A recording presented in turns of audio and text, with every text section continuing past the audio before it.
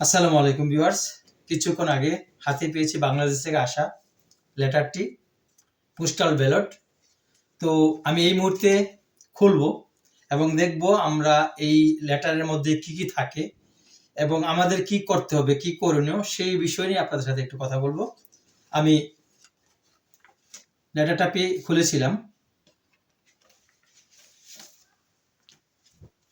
আমরা যে কয়টি জিনিস পাচ্ছি, একটি হলুদ খাম পেলাম আর একটি সাদা খাম। সাদা খাম ওপেন করলে আমরা সেখানে যে কয়টা জিনিস দেখতে পাবো, এ হলো সাদা খাম। সাদা খামের ভেতরে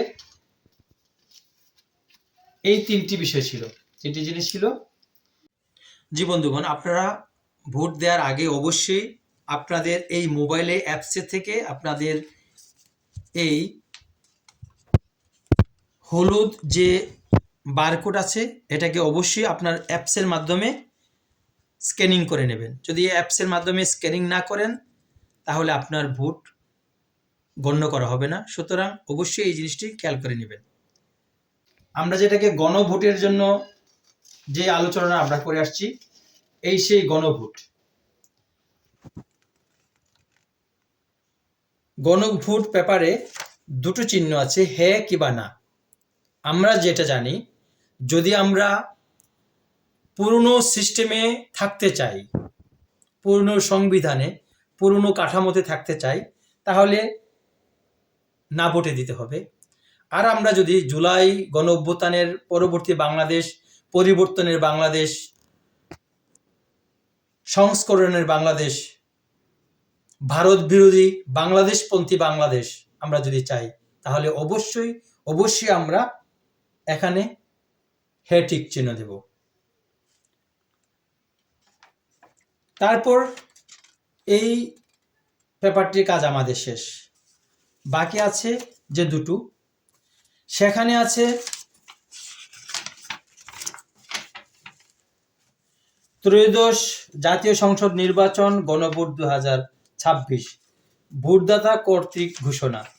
সুতরাং আমরা এখানে যে লেখাগুলো আছে সবগুলো পড়ব, আমরা সেখানে ফিল আপ করবো, তারিখ লিখব। এখানে কোনো কিছু যেন আমাদের হেরফের না হয়। স্বাক্ষর, ভোটদাতার নাম, জাতীয় পরিচয়পত্র নাম্বার, তারিখ ইত্যাদি ইত্যাদি প্রতিটা কিছু আমরা পড়ে পড়ে এগুলো ফিল আপ করবো। অপর পৃষ্ঠায় যে শর্তগুলো আছে, যে নীতিমালাগুলো আছে, সেগুলো আগে আমরা পড়ে দেখব। এটার কাজ শেষ। এখন আসবো আমাদের সেই কাঙ্ক্ষিত যে ব্যালট পেপার। এই ব্যালট পেপার অবশ্যই আমরা অনলাইনে যা দেখেছি, যে ব্যালট পেপারটি হাতে নেওয়ার পরে সবার উপরে আছে দাঁড়িপাল্লা, টিউবওয়েল, ওই প্রান্তে আছে আপেল, কাপ পিরিচ ইত্যাদি ইত্যাদি। আমরা এটাকে খুলব। খুলে এই প্রথম পৃষ্ঠায় অনেক কিছু আছে। অবশ্যই এখানে ধানের শীষও আছে। এক পৃষ্ঠায় শাপলা কলি, অপর পৃষ্ঠায় দাঁড়িপাল্লা, মাঝামাঝিতে আছে ধানের শীষ।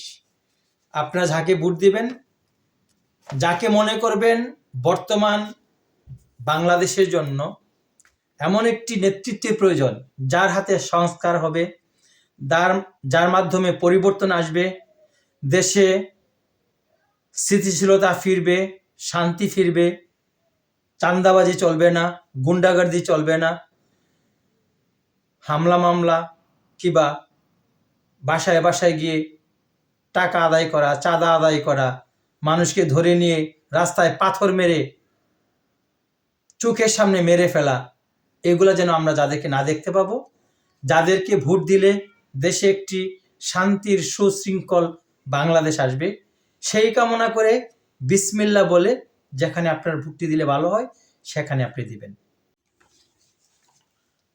জি বন্ধুগণ, আমি আমার পক্ষ থেকে আমার যে দায়িত্ব সেটুকু আমি পালন করলাম। আপনারা কে কিরকম করছেন, আপনারা কাকে ভোট দিচ্ছেন, নিশ্চয়ই কমেন্টে লিখে জানাবেন। ভালো থাকবেন সবাই। আসসালামু আলাইকুম।